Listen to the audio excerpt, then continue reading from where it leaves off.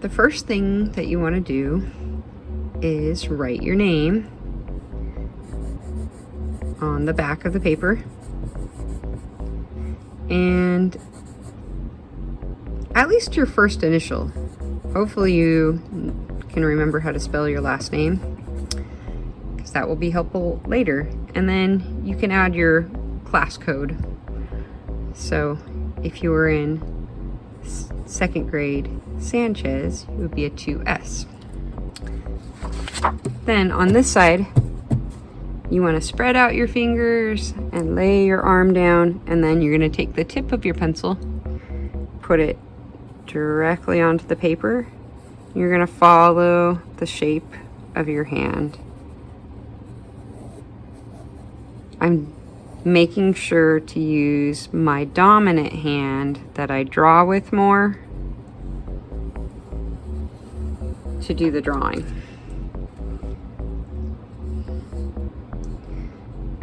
Now that I've done this, I can think about my theme on the back for the year. So I'm going to do a second grade example, and I'm going to think of different communities that I have been in my life. So maybe I'll do a little church.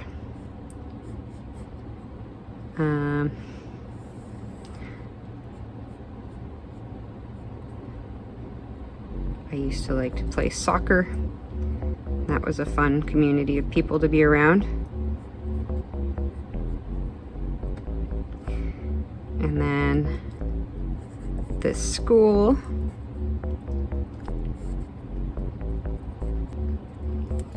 And what else? Oh, I'm in a book club, so I will draw a book. And so maybe I'll come up with some more ideas as I go along. But I can start by filling in my hand with some of these communities that I've been in. Ooh, I'm gonna do a little house for my neighborhood. I had a little yard sale. Maybe I'll show another house next to it.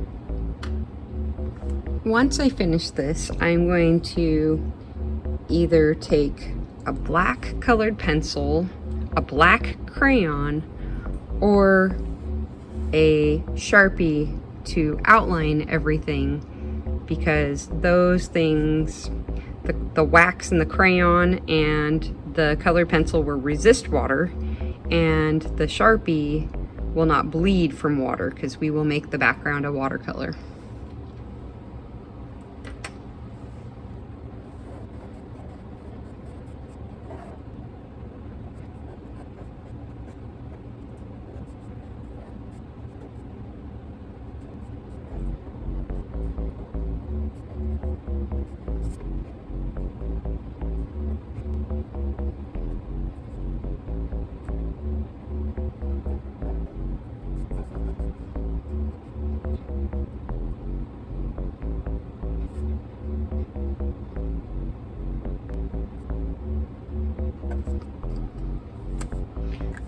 Once you finish your outlining, then you're going to get an eraser and erase the pencil lines.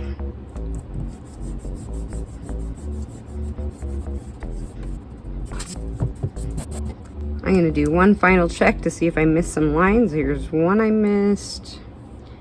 There's a little line here, little line here. Okay. Now I can use colored pencils to color in my picture.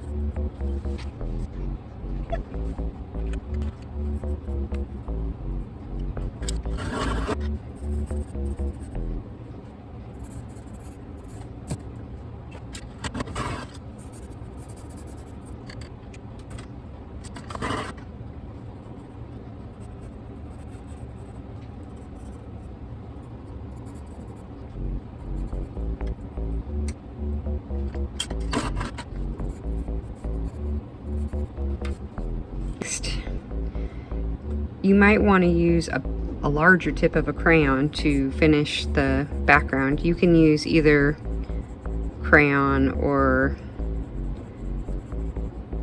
colored pencils because both are wax resist and so resist the water that isn't going to be in the watercolor for the background.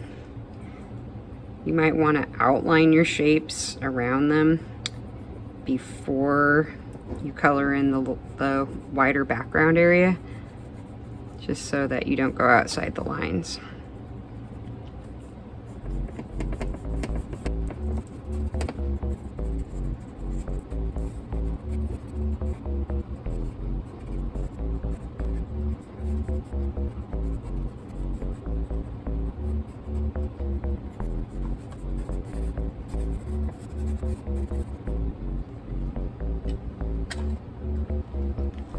For early finishers, now is a good time to add some shading and shadows.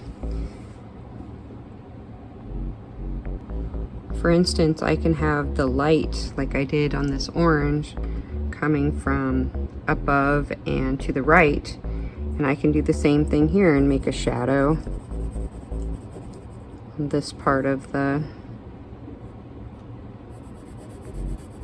roof and the steeple of the church.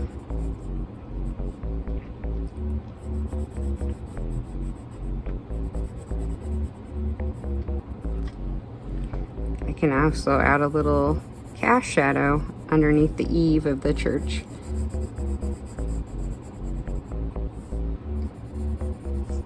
If you finish early, see how many other details you can add.